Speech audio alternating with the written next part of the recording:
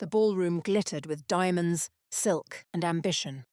150 noblewomen had travelled across England for a single purpose: to become the wife of Duke Alexander Ravenshire, daughters of earls, heiresses, ladies educated in Paris. Women trained their entire lives for this very night. And yet, Duke could not stop staring at the one woman who wasn't even invited: the maid carrying the wine tray.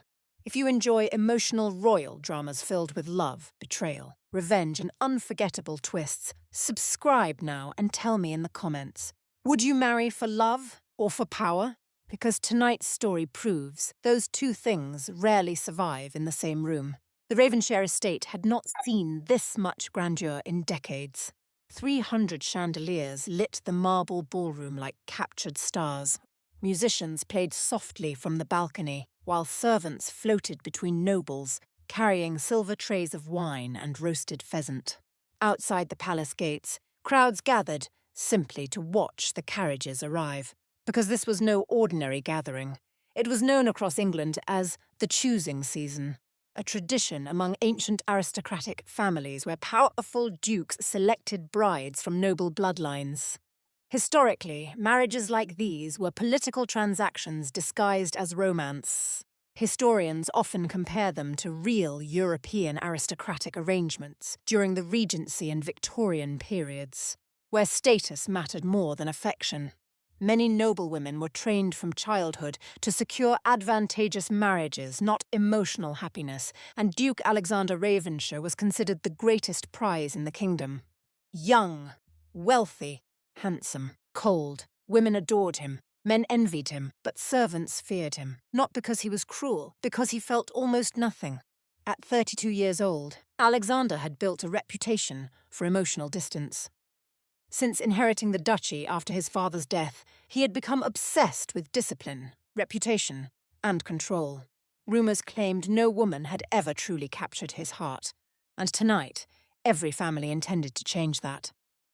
"Smile more, Lady Beatrice," her mother whispered sharply as they entered the ballroom. "Men with power prefer warmth." Beatrice forced a smile instantly. Nearby, another mother adjusted her daughter's necklace nervously. "Remember you're French. Don't speak too loudly. Stand straight. Never interrupt him." Every noble family had prepared for this moment like war, because becoming Duchess of Ravenshire meant unimaginable influence.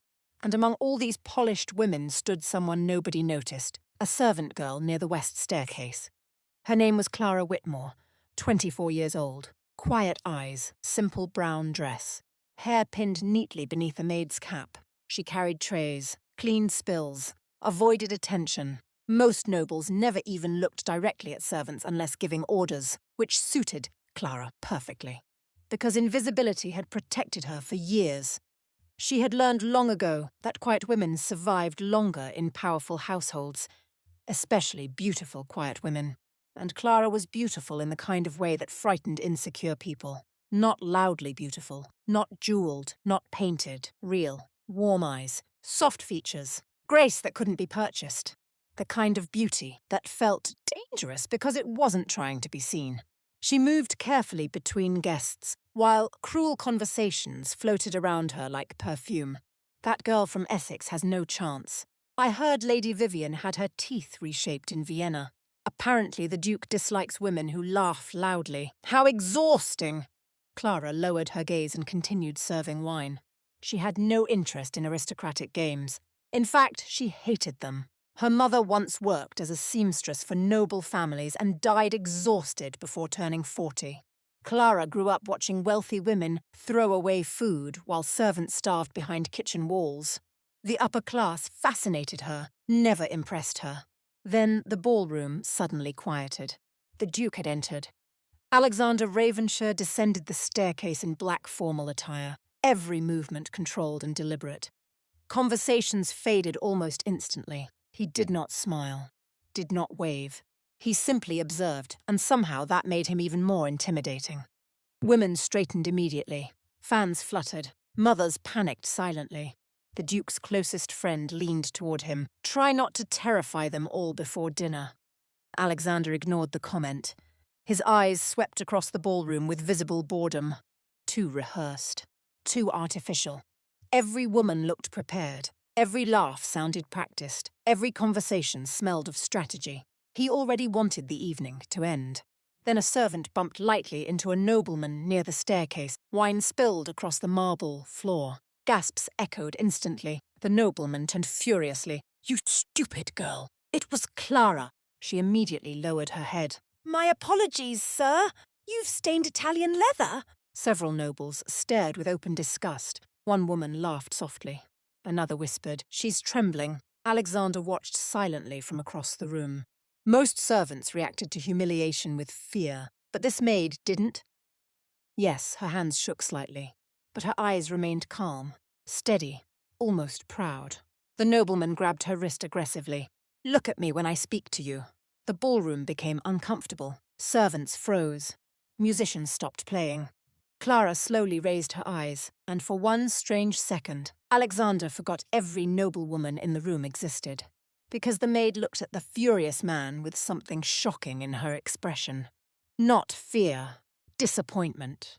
As if his cruelty embarrassed her more than the public humiliation embarrassed herself. The Duke stepped forward. "Release her." The command sliced through the ballroom instantly. The nobleman froze. "Your Grace!" She ruined. "I said release her."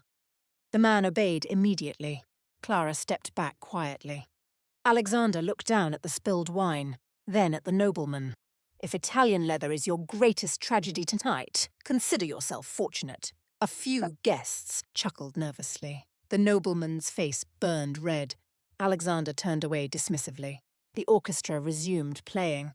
Conversation slowly returned. But something had shifted, because for the first time all evening, Duke looked interested. You know what makes this story feel so real? It's not the palace. It's not the gowns. It's not even the Duke. It's the emotional truth underneath everything. Throughout history, people in power were expected to marry for strategy, status, and bloodline, not connection. And honestly, a lot of modern relationships still work that way today. People perform. People wear masks. People choose what looks right instead of what feels real. That's why Alexander can't stop thinking about Clara.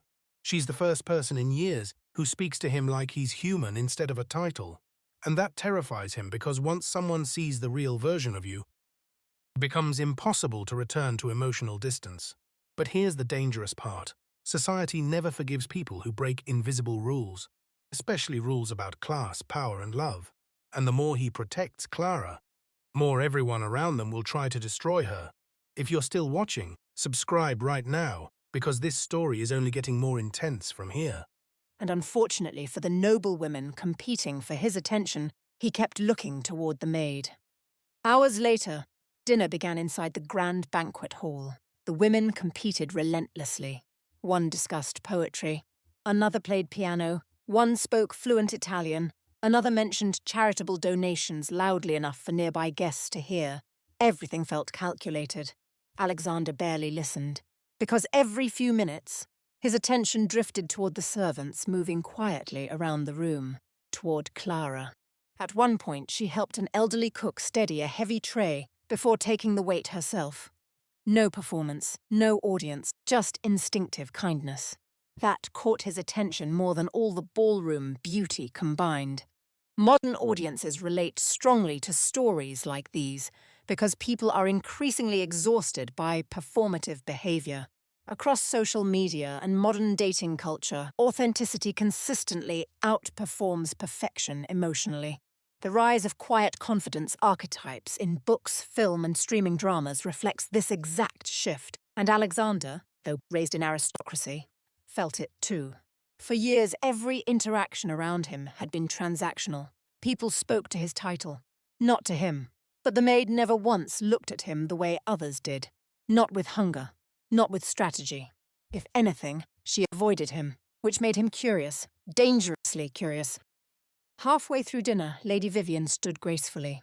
"Your Grace," she said sweetly, "perhaps you might honour us with a dance later this evening." Several women watched anxiously. Alexander lifted his wineglass slowly. Perhaps. Disappointment flashed across her face instantly. Then laughter erupted suddenly near the servants' corridor. Alexander turned instinctively. A young kitchen boy had tripped while carrying pastries. The tray crashed loudly. Several nobles groaned in annoyance. But Clara knelt immediately beside the terrified boy. "It's all right," she whispered gently. "You're not hurt." The child looked close to tears. "I'm sorry, Abe, I'm sorry." "You have nothing to apologize for." Alexander watched carefully. No performance again. No audience. Just kindness when nobody important was watching. And for reasons he couldn't explain, that affected him far more deeply than beauty. Because cruelty had become normal in his world. But kindness, real kindness, that had become rare, very rare. Later that evening, dancing began. Couples filled the ballroom beneath golden candlelight while musicians played waltzes from the upper gallery. Alexander danced exactly twice, both times politely, briefly, emotionlessly. The women noticed. So did their mothers. He seems distracted. Perhaps he already favours someone. Who? Who? No one knew, until Lady Margaret suddenly noticed something strange. The Duke wasn't watching the dancers. He was watching the servants' entrance, specifically. Quiet Maid standing near the curtains, and once one noblewoman noticed, others noticed too. Whispers spread quickly. Why is he looking at her? She's just staff. That's absurd. But jealousy does not require logic, only attention.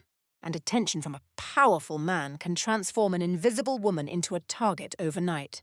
Clara sensed it immediately. The stares, the hostility, the sudden tension. So she quietly slipped away from the ballroom toward the palace gardens. She needed air, needed silence. What she did not know was that someone followed her, the Duke himself. The cold night air wrapped round Clara the moment she stepped into the palace gardens. Behind her, the music from the ballroom faded beneath the sound of rustling trees and distant fountains. She inhaled slowly, finally able to breathe again. The Ravenshire gardens were famous across England. Endless, hedges-lined marble pathways lit by lanterns, and statues of long-dead dukes stood like silent judges beneath the moonlight. Clara walked quickly, hoping the tension in her chest would settle. It didn't, because she could still feel the stares from inside the ballroom.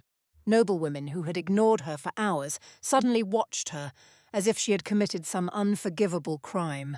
All because the Duke looked at her too long. She hated attention. Attention changed things. Attention made powerful people curious, and curiosity from powerful men usually ended badly for women like her.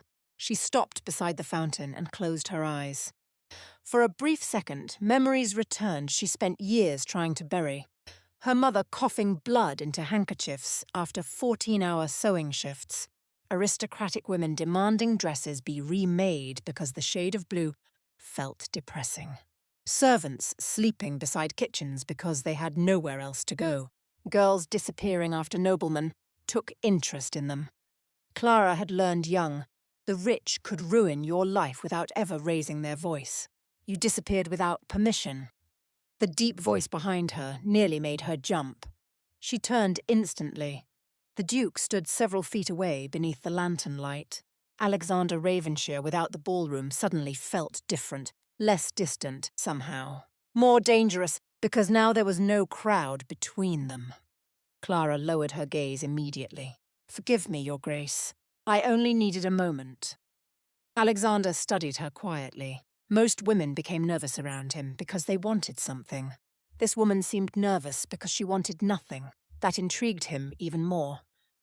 "You dislike parties," he observed. It wasn't a question. Clara hesitated carefully. "I believe they are more enjoyable for guests than servants." A faint smile almost touched his face. Almost. That was diplomatic. She said nothing. For several seconds, only the fountain could be heard. Alexander noticed how still she stood. No dramatic fluttering. No desperate attempt to impress him. No carefully rehearsed charm. Real. Every reaction felt real. It unsettled him. "You weren't frightened earlier," he said finally. Clara looked confused. "Earlier, Your Grace, when Lord Pembroke grabbed your wrist." She lowered her eyes slightly. "I was frightened." "No," Alexander said quietly. "You were angry." That surprised her enough to make her look directly at him. And there it was again. That strange feeling in his chest. Because her eyes did not look at him like a duke. They looked at him like a man. People today often connect deeply with stories like this because Emotional honesty has become rare in modern relationships. Studies about dating culture and social behavior repeatedly show that people are exhausted by performance, status signaling, and manipulation. Authentic emotional connection feels almost revolutionary now, which is exactly why audiences become emotionally attached to characters like Clara. "You observe people carefully, Your Grace," she said softly. "I have to. Why? Because most people lie." The answer came too quickly, too honestly. For the first time that night, Clara saw something beneath the Duke's cold reputation: loneliness. Not dramatic loneliness, the quieter kind. The kind powerful people carry when nobody trusts them enough to be genuine. Alexander seemed to realize he had revealed too much, so his expression hardened again. "You should return inside." Clara nodded immediately. "Of course," but as she stepped past him, he spoke again. "What's your name?" She paused. Servants rarely gave their names directly to aristocrats unless ordered. "Clara Whitmore." "Whitmore," he repeated slowly, as though memorizing it. Then he surprised her again. "You may go, Clara. Not girl, not servant, Clara." And somehow that felt far more dangerous. She returned toward the palace quickly, unaware that Alexander remained standing beside the fountain long after she disappeared. For the first time in years, the Duke of Ravenshire was thinking about someone who offered him nothing politically, nothing socially, nothing strategically, and that terrified him more than he expected. Inside the ballroom, the atmosphere had changed completely. Lady Vivian noticed Clara re-enter first, then Lady Margaret, then nearly everyone else. The whispers resumed immediately. She was outside, with the Duke. Alone. That servant is becoming bold. Women who had spent their entire lives competing for male attention recognized danger instantly. And Clara had become danger, even if she did not want to be. Lady Vivian approached her near the serving tables with a sweet smile sharp enough to cut skin. "You seem very busy tonight," Vivian said lightly. Clara bowed her head politely. "I'm only doing my work, my lady." "Of course you are." Vivian glanced toward the Duke across the ballroom. "Although your work appears unusually fascinating to certain people." Several noblewomen laughed softly. Clara remained silent. That irritated Vivian even more. Confident women could be fought openly. Quiet women were harder, because silence makes insecure people reveal themselves. "I do hope you remember your position," Vivian continued. Clara finally lifted her eyes calmly. "I remember it every day, my lady." The answer was respectful, but somehow Vivian still felt insulted. Before she could respond, another noblewoman interrupted excitedly. "The Duke is announcing the first selection." Instant panic spread across the ballroom. Because tonight, after the dances, Alexander would privately choose 12 women to remain at Ravenshire Palace for the remainder of the season. The others would be sent home publicly, humiliated. Mothers instantly grabbed daughters' hands. Noblewomen straightened their dresses nervously. This was the real competition. Alexander stepped toward the center of the ballroom as silence fell. Even Clara stopped moving. The Duke unfolded a sheet slowly.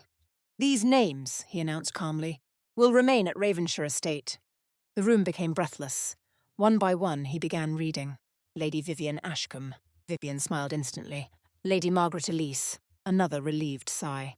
Lady Beatrice Holloway. Names continued echoing across the ballroom, while women fought to maintain composure. Some smiled too hard. Others silently prayed.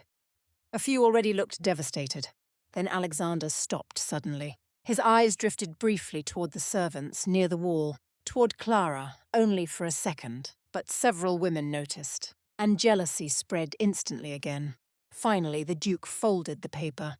"The remaining guests will depart tomorrow morning. Thank you for honoring Ravenshire with your presence." Shockwaves moved across the room. Some women looked ready to cry. Others forced smiles while their mothers whispered furious damage control beside them. This mirrored real aristocratic marriage culture surprisingly closely. In historical noble society, public rejection carried enormous social consequences.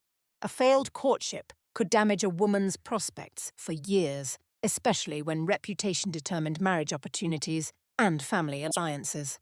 Alexander. What makes stories like this unforgettable isn't just romance, it's sacrifice. Because real love always costs something. Alexander is beginning to realize that choosing Clara could cost him reputation, political alliances, and maybe even his place inside aristocratic society. But Clara understands something even more painful. When powerful men fall in love with ordinary women, the women usually suffer most when the world fights back. And honestly, that fear still exists today in different ways. People are judged for who they love, where they come from, how much money they have, and whether society thinks they belong together. That's why audiences connect so deeply to stories like this. Underneath the castles and ballroom dances is a very human question. Do you choose safety, or do you choose the person who truly sees you? And now the entire kingdom is beginning to realize the Duke of Ravenshire may risk everything for a quiet maid who never asked to be noticed.